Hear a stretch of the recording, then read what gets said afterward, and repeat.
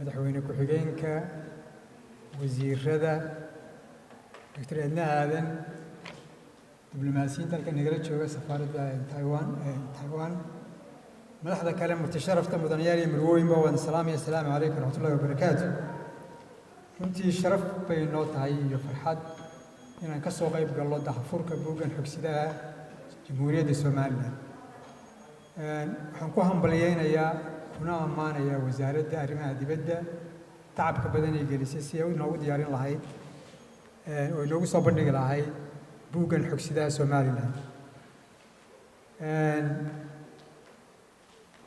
tacab badan baynu gelinay soo saaristiisa waxay noo haray inkoo inoo dhiman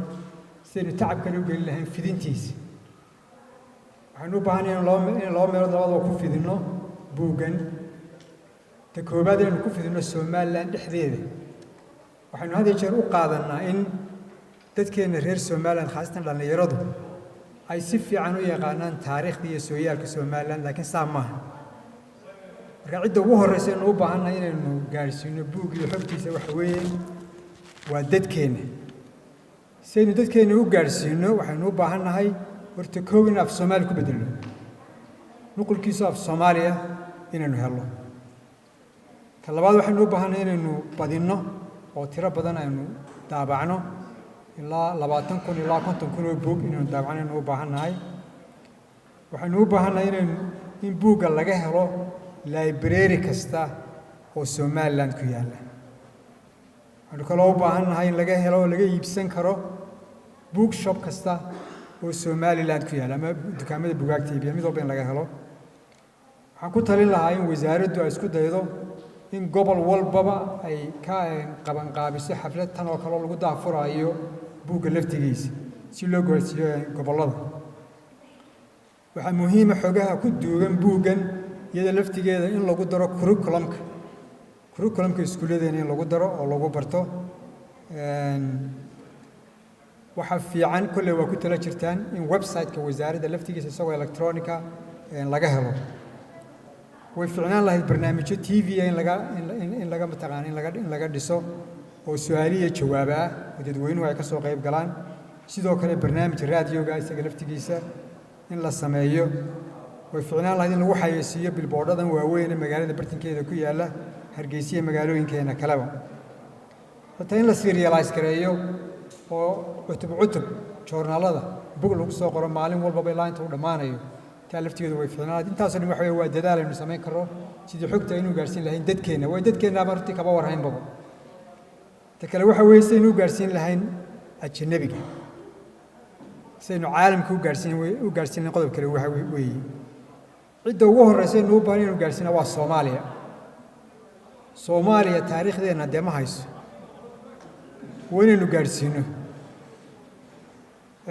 waxaanu kaloo u baahannahay cidda qadiyadeena danaynaysa amba dan inaga xidhan inaynu gaarsiino waxa ugu horreeya ururka AU-da waa inaynu gaarsiino waddan walba madax walba iyo wasiir waloo khaarijiyadeedba waa in cid kasta oo ku soo kallaaday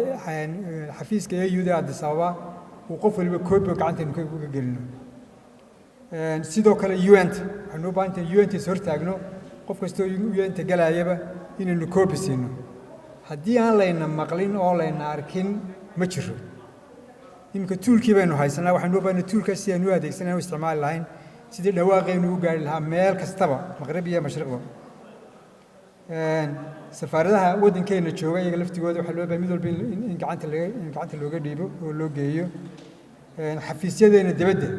mid walba koobiyaal ku filan waa in la siiyo dibadda waxaynu ku leenahay jaaliyado reer Somalilandna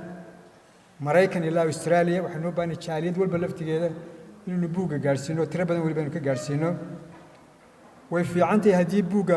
inta si fiican loo daabaco xitaa Amazon laga iibsan karo Amazon website online laga iibsan karo intii aad bay u fiicnaan lahayd dad badan baa jecel oo u baahan macluumaadka halkan ku duugan waxaa fiicnaan lahayd laftigeeda inaynu Carabi iyo Faransiis labadaba aynu ku turjumno si aynu u gaarsiino wadamada West Africa oo inta badan ku hadla maxay raadaya Faransiiska Afrika qaybteeda maxay waqooyiga oo ku hadla af Carbeed jasiiradan Carabta si aynu u gaadhsiino qadiyadeenna way wanaagsanaan haddii laftigeeda in dahafur loo sameeyo inaynu soo marro waddamada inoogu muhiimsan caalamka kuwa Maraykanka kuwa Afrika kuwa Carabta iyo meelaha kaleba qaaradaha kaleba waa inuu furo dahafur aynu ku marti qaadno dadka mudanta ee waddamada aad degan iyada laftigeeda way wanaagsan tahay inaynu sida BBC-da iyo raadiyadan amba barnaamijyadan telefishinadan Jazeera kale iyo inaynu ka samayno barnaamij aynu ku baahino oo dadka oo dhan ay kula socdaan marka qiimaha tacabka aynu gelinay wuxuu